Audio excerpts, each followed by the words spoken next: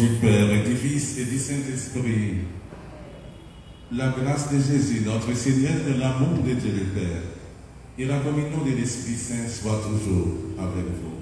Et avec votre esprit.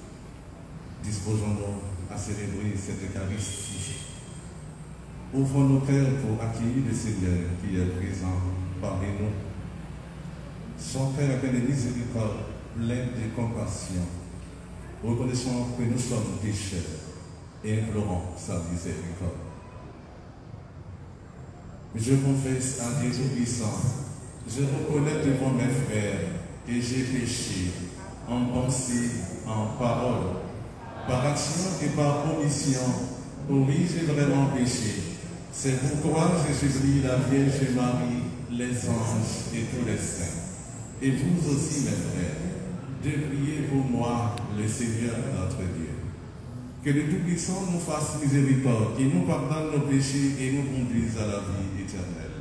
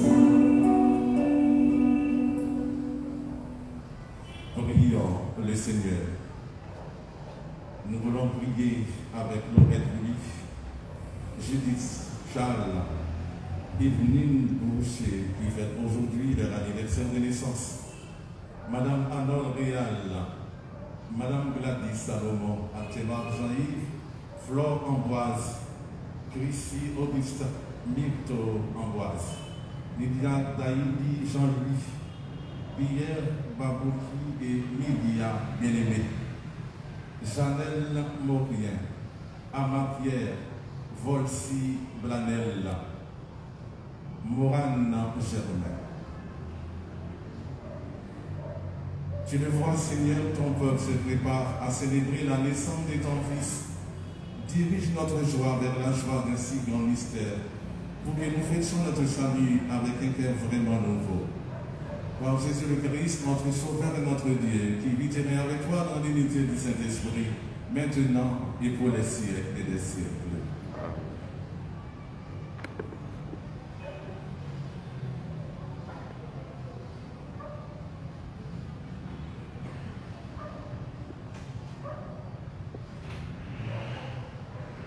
Première lecture, le salut messianique est promis à tous les pauvres. La première lecture est tirée du livre du prophète Sophonie,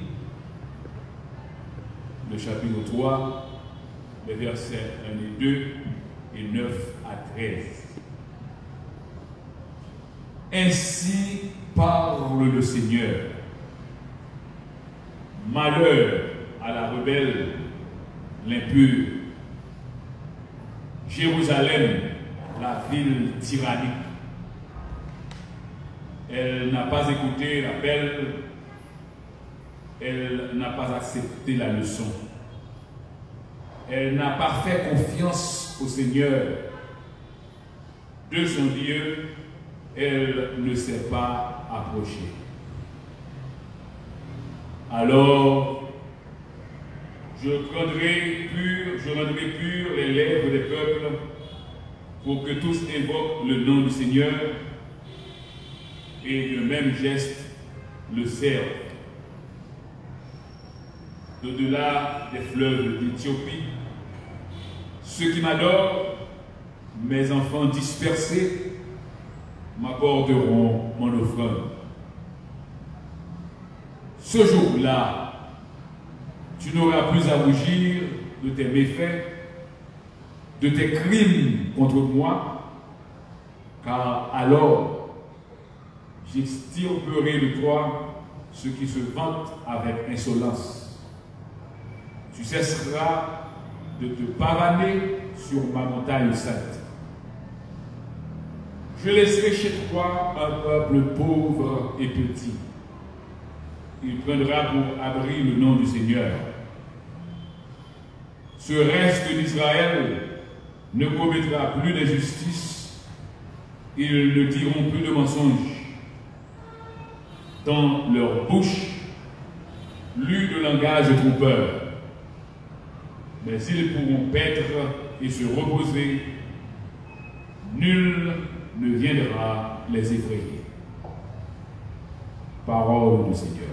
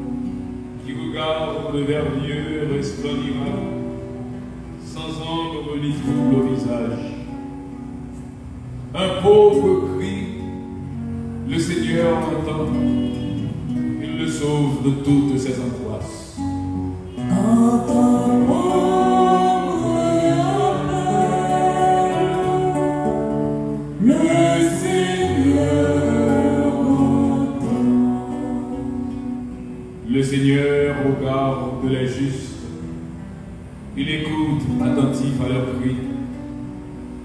Le Seigneur entend ceux qui appellent de toutes leurs angoisses, il les délivre.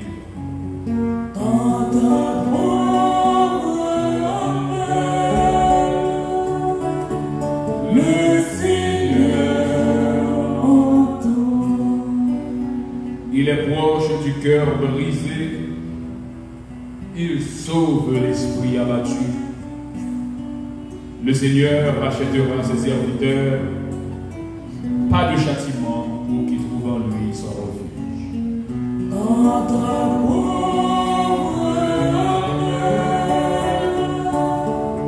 Le Seigneur entend. Frères et sœurs bien-aimés, veuillez vous lever pour l'acclamation de l'Évangile.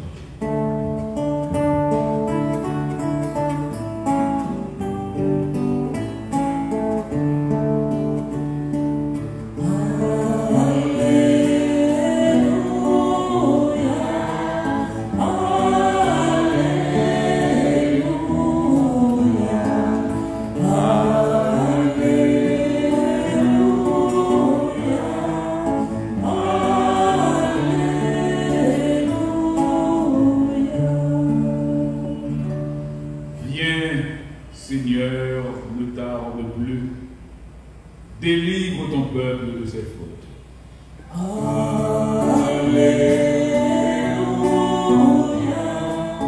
Alléluia,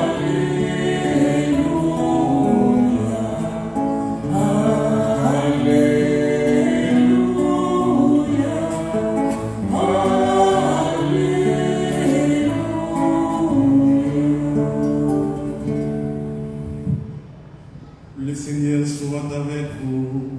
Et avec votre esprit. Proclamation de la bonne nouvelle de Jésus-Christ selon saint Matthieu. Gloire à toi, Seigneur. Au chapitre 21, du verset 28 au verset 32. Jésus disait aux chefs des prêtres et aux anciens, que pensez-vous de ceci? Un homme avait deux fils. Il vint trouver le premier et lui dit, mon enfant va travailler aujourd'hui à ma ville. Celui-ci répondit, je ne veux pas. Mais ensuite, s'étant repenti, il y alla. Abordant le second, le père lui dit la même chose. Celui-ci répondit, oui Seigneur, et il n'y alla pas. Lequel des deux a fait la volonté du Père? Ils répondent le premier. Jésus leur dit, amen, je vous le déclare, les publicains et les prostituées vous précèdent dans le royaume de Dieu. Car Jean-Baptiste est venu à vous, vivant selon la justice, et vous n'avez pas cru à sa parole. Tandis que les publicains et les prostituées y ont cru. Mais vous, même après avoir vu cela, vous n'êtes pas repentis pour croire à sa parole. Acclamons la parole de Dieu. Louange à toi, Seigneur Jésus. Chers frères, chers amis, décidément, Jésus ne nous arrête pas de nous raconter des histoires qui viennent tout noyer dans nos esprits. Toutes les paraboles qu'il nous invente, toutes les histoires qu'il imagine sont là pour nous faire réfléchir, pour nous remettre en cause, pour nous permettre d'examiner, de réexaminer, de réajuster nos comportements à la lumière de sa sagesse. Il vient nous expliquer les justes chemins. Jésus nous réveille, il nous secoue, il nous éclaire. En amont, il nous empêche d'être satisfaits de nous-mêmes, car il n'y a rien dans notre vie qui nous permet de rester sur place, qui nous permet de s'arrêter dans un faux contentement de soi, bloquant la marche en avant dans quelque domaine que ce soit. Attention au faux contentement de soi. Les uns et les autres, nous sommes faits pour progresser, pour grandir, pour donner à notre vie la chance d'être embellie. C'est le mot célèbre de Baden-Powell qui reste vrai et chargé de sens. Rester immobile ne sert à rien. Il faut choisir entre progresser et régresser. Et il ajoute, allons donc de l'avant, avec le sourire aux lèvres. Quelle belle perspective. Nous sommes invités à aller de l'avant, à aller vers le meilleur de nous-mêmes. Le drame de l'homme d'aujourd'hui, c'est justement qu'il ne se remet pas en cause.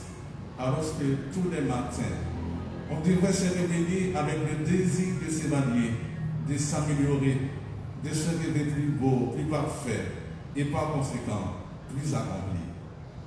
L'Évangile nous demande d'approfondir notre capacité au changement. Pour ce faire, il n'y a qu'une seule solution, c'est d'écouter notre Seigneur Jésus-Christ, c'est de recevoir sa sagesse et de la faire nôtre. On ne peut pas changer tout seul, il faut s'écouter, écouter l'autre. C'est là notre chance. Je dirais même, c'est notre avenir. Et c'est pourquoi nous allons le faire maintenant, à présent, avec cette parabole qu'il vient de nous donner. Comme vous l'avez entendu aujourd'hui, Jésus met en scène un bon père de famille qui, un bon matin, demande à ses enfants d'aller travailler au champ. Autrement dit, à l'exploitation familiale. Sous cette image du père et de ses enfants, il va de soi que se cache évidemment de notre Père et nous, ses enfants des hommes. Autant dire que derrière cette histoire banale, on doit reconnaître la voix de Dieu qui retentit en ce moment même et qui dit à chacune et à chacun de nous, viens ma fille, viens mon fils, viens vivre avec moi. À cet appel de Dieu, si l'on croit que Jésus, mes frères et frères, il y a deux réponses possibles de la part des hommes. La première réponse consiste en une désobéissance manifeste. Non, je n'irai pas chez toi. Je ne veux pas de toi. Je n'irai pas dans ta vie. Non, non et non. Ce n'est pas le moment. J'ai ma vie, j'ai mes idées, mes orientations, mes désirs, mon travail, mon organisation, mes ambitions, mes petits et mes grands plaisirs, ma liberté, mes défauts, mes vices. Je n'ai pas besoin de toi, ni la messe, c'est clair, c'est net. Je reste comme je suis. Je dis non à ton invitation. Mais voilà le premier enfant. Jésus ne semble pas s'inquiéter. Je n'en ai pas l'air bouleversé et surprendre le Père dans la parabole. Il n'a pas condamné sur le champ cet esprit de rébellion. Après avoir réfléchi, après avoir mesuré son orgueil, le premier enfant qui sa voix sans vichy, il prononce un oui absolu. Il arrive à dire un oui inconditionnel. Le premier fils refuse ce que le Père lui demande pour finalement l'accomplir quand même. Et nous sentons chez lui son désir d'indépendance, son besoin de s'affranchir en même temps. Nous voyons son intégrité intérieure. Il est capable de relire sa décision et de revenir dessus pour accomplir le service que son Père lui a demandé. Au fond de son cœur, il sait reconnaître l'amour que son Père a pour lui et il est capable d'y répondre. Répondre à cet amour est plus fort, plus épanouissant que son propre désir égoïste. Deuxième cas de figure, le deuxième fils. Celui qui acquiesce à la demande de son Père, mais qui ne tient pas sa parole. Et dans une relation plus tendue. Il appelle son Père Seigneur comme si son Père n'était qu'une autorité supérieure à laquelle on obéissait en apparence, sans penser. Nous ne sentons pas chez ce fils une relation interpersonnelle avec son Père empreinte d'amour. Nous sentons chez lui un respect de l'autorité paternelle, mais qui n'est pas marqué par un amour du Père. Tout n'est que façade. L'autre enfant va répondre pour sa part, je suis chrétien. Et celui qui se dit chrétien n'est pas allé travailler dans la vie. Il dit oui, mais dans sa profondeur, il ne le dit pas. On dit qu'on aime le Christ, mais nous ne faisons rien pour faire sa volonté. La foi n'est pas une question d'idée, ni une position intellectuelle qu'on adopte. On ne peut pas être chrétien au bout des lèvres. La foi, c'est comme l'amour. Avant de se dire, on la montre. Le Christ nous rappelle aujourd'hui que ce qui compte dans la vie, ce ne sont pas les belles paroles, mais les actes. On juge quelqu'un sur ce qu'il fait et non pas sur les bonnes intentions. C'est le Fils qui finit par aller travailler dans la vie, qui fait la volonté de son Père. Saint Paul disait que ce ne sont pas les auteurs de la parole qui sont justes devant Dieu, les auditeurs de la parole qui sont justes devant Dieu, mais ceux qui mettent cette parole en pratique. L'une des accusations les plus graves que l'on puisse porter contre quelqu'un, c'est de lui reprocher d'être riche en parole, mais pauvre en action. Grand parleur, petit faiseur. L'évangile d'aujourd'hui nous dit la même chose en d'autres termes. Ce ne sont pas ceux qui disent Seigneur, Seigneur qui rentreront dans le royaume des cieux, mais ceux qui font la volonté de mon Père. Je relisais dernièrement l'histoire d'un homme qui, suite à un accident de voiture, était obligé de se déplacer en chaise roulante. Ses voisins et ses amis allaient le visiter et en partant, plusieurs disaient André, nous allons prier pour toi. Et lui répondait, c'est bien, mais en fait, je peux très bien faire mes propres prières. Si vous voulez vraiment m'aider, lavez la vaisselle qui se trouve dans l'évier et apportez les sacs d'ordures au chemin. Cet homme avait besoin d'aide et il voulait que les prières et les bonnes paroles de ses amis soient accompagnées des gestes concrets. Chers frères, notre foi chrétienne ne doit pas être une foi de parole seulement, mais une foi active qui influence tous les aspects de notre vie, la famille, le travail, les loisirs, les relations avec les autres. Le christianisme, notre vie, nous envoie à nos responsabilités quotidiennes. Il s'agit de faire et non de dire Amen.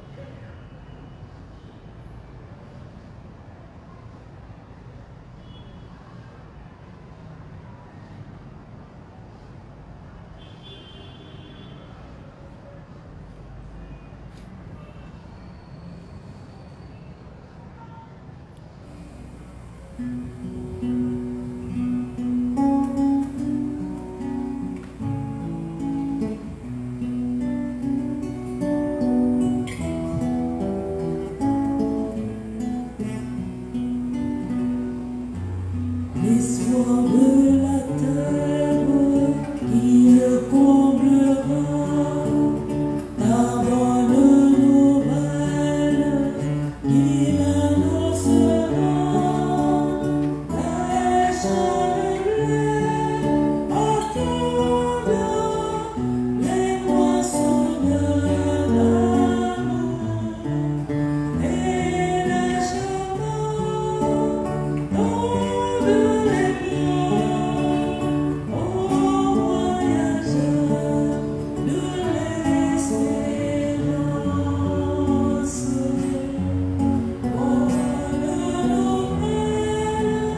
Bonne nouvelle, sur la terre et au ciel. Toi Jésus-Christ, donne-nous ton esprit. L'histoire de la terre qui le comblera, la bonne nouvelle qui l'annoncera. Les marronniers attendent les bâtisseurs de pain et les prisons ouvrent les rues aux messagers de délivrance.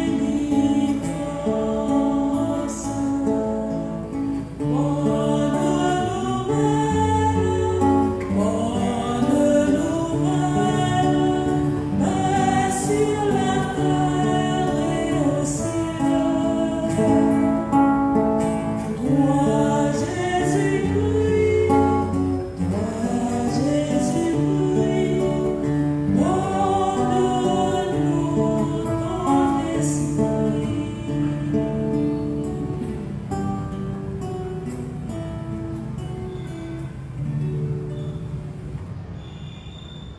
Prions ensemble au moment d'offrir le sacrifice de toute l'Église. Pour la gloire de Dieu et de sa vie. Permets, Seigneur, que le sacrifice de nos Eucharisties te soit toujours offert dans ton Église pour accomplir le sacrement que tu nous as donné et pour réaliser la merveille de notre salut. Par Jésus le Christ, notre Seigneur. Le Seigneur soit avec vous. Et avec votre esprit, Ils vont notre cœur pour le tourment vers son signe à notre Dieu. Cela est juste et bon. Vraiment, il est juste et bon de te rendre gloire, de t'offrir notre action de grâce, toujours entre liés, en travers très saint, Dieu éternel et tout-puissant par le Christ notre Seigneur. Car il est déjà venu en la condition des hommes pour accomplir l'éternel dessein de ton amour et nous ouvrir le chemin du salut. Il viendra de nouveau revêtir de sa gloire afin que nous possédions dans la pleine lumière les biens que tu nous as promis et que nous attendons en veillant dans la foi. C'est pourquoi, avec les anges et les archanges, avec les puissants d'en haut et tous les esprits bienheureux, nous chantons libres de toi ta gloire et sans fin, nous proclamons.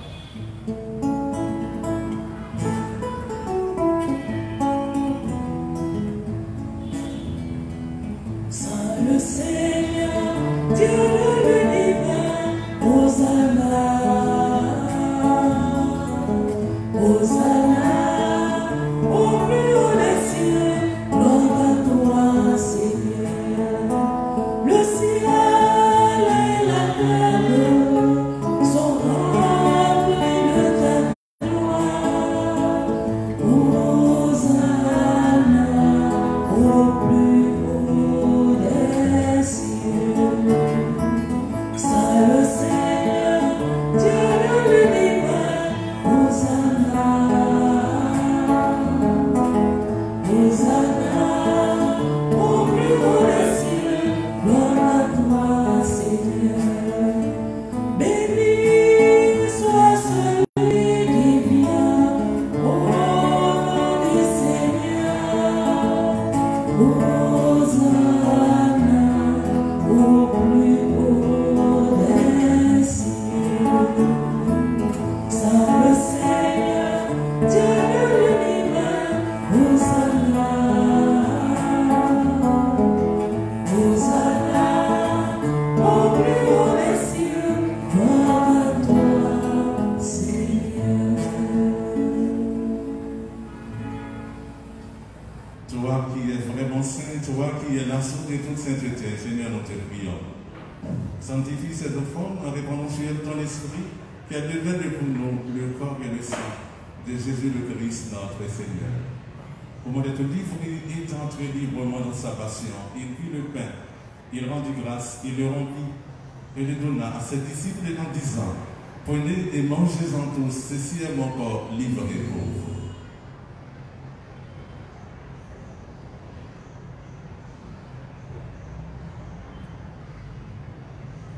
De même, à la fin du repas, il prit la coupe. De nouveau, il rendit grâce.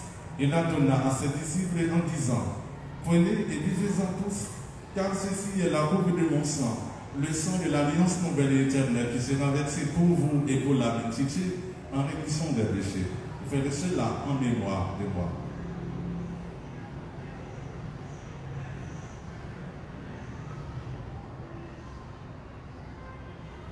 Il est grand le mystère de la foi.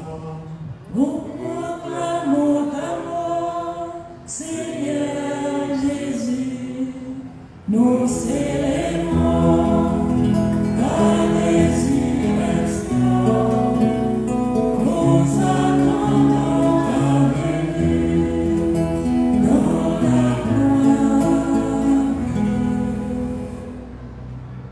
Présente ici mémoire de la mort et de la résurrection de ton Fils. Nous t'offrons, Seigneur, le pain de la vie et la coupe du salut. Et nous te rendons grâce car tu nous as choisis pour servir en ta présence. Humblement, nous te demandons qu'en ayant part au corps et au sang du Christ, nous soyons rassemblés par l'Esprit Saint en un seul corps. Souviens-toi, Seigneur, de ton Église répandue à travers le monde, fais-la grandir dans ta charité avec le pape François, notre évêque Max Leroy et son auxiliaire, Monseigneur Ducange, l'ensemble des évêques et tous ceux et celles qui ont la charge de ton corps. Souviens-toi aussi de nos frères et sœurs endormis dans l'espérance de la résurrection et de tous les hommes et femmes qui ont quitté cette vie. Reçois-les dans ta lumière auprès de toi. Sonnons tous enfin spécialement sur Laurette Lily, Judith Charles, Yveline Boucher qui fait aujourd'hui leur anniversaire de naissance.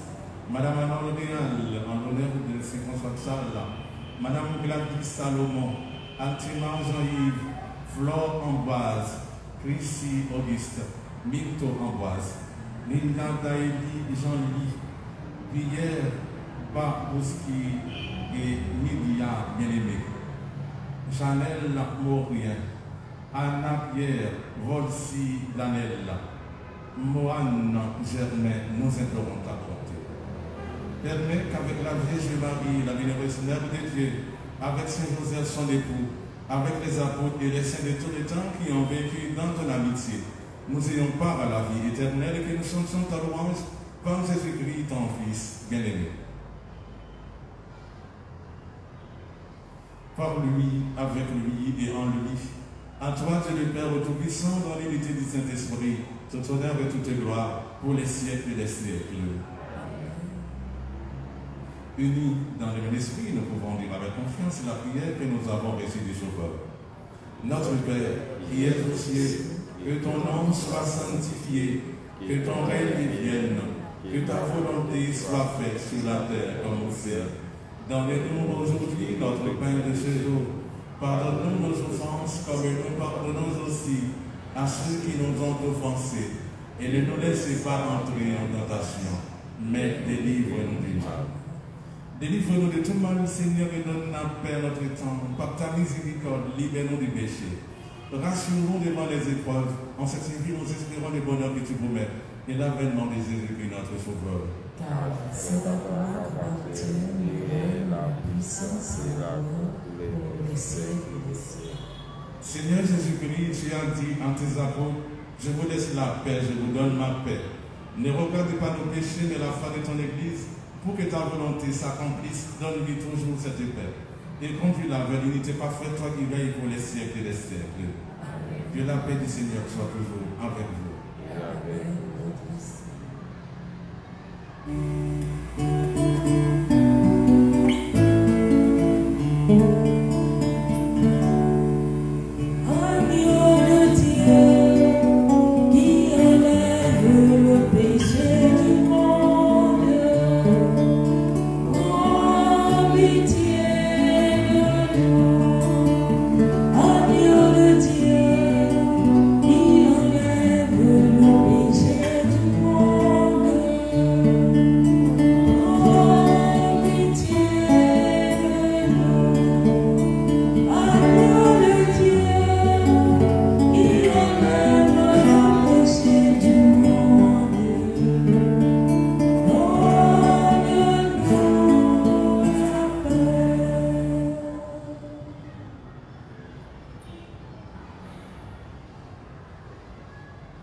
Heureux les invités au repas du Seigneur.